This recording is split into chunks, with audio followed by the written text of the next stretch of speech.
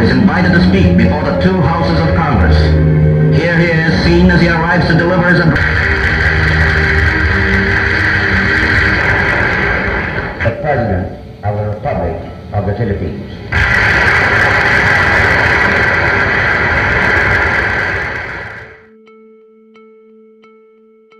Political leader and second President of the Independence Republic of the Philippines. He was born on November 16, 1890 in Vigan, Ilocos Sur. After obtaining a law degree from the University of the Philippines in 1950, Quirino practiced law until he was elected as member of Philippine House of Representatives in 1919 to 1925 and as senator in 1925 to 1931. In 1934, he was a member of the Philippine Independence Mission to Washington, D.C., headed by Manuel Quezon, which secured the passage in Congress of the Tidings-McDuffie Act, setting the date for Philippine independence as July 4, 1946.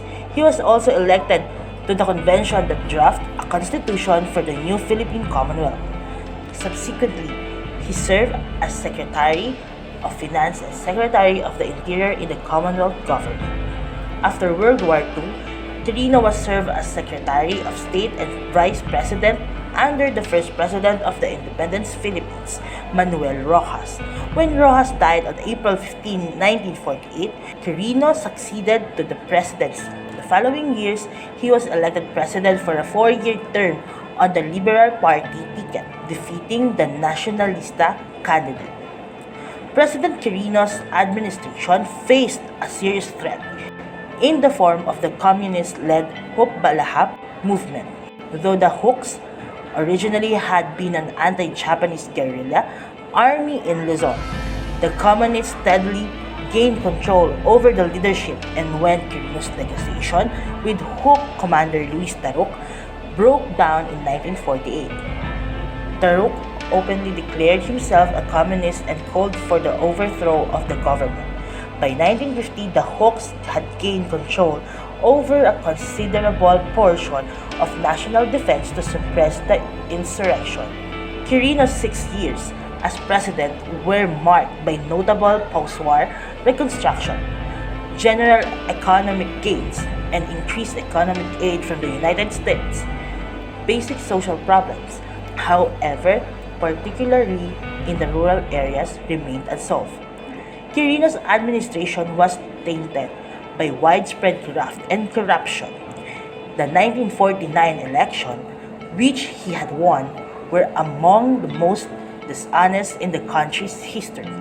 Magsaysay, who had been largely successful in eliminating the threat of the Huk insurgents, broke with Quirino on the issue of corruption, campaigning for clean elections and defeating Quirino as the Nacionalista candidate in the presidential election of 1953. Subsequently, Quirino retired to private life in his new country home in Novaliches, where he died of heart attack on February 28, 1956.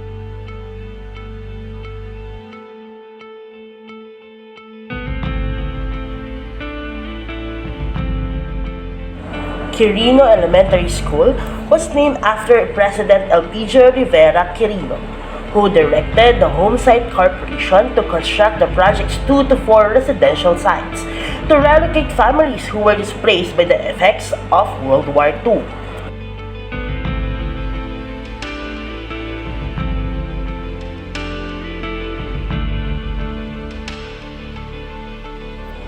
Quirino Memorial Medical Center, also known as Labor Hospital, the QMMC, formally opened its door to the public on August 15, 1953. It was the only government hospital of its kind in Quezon City when it was first established. Its beginning 40 years ago can be traced from its name, which bears identification with the working force as the major beneficiary of its medical services.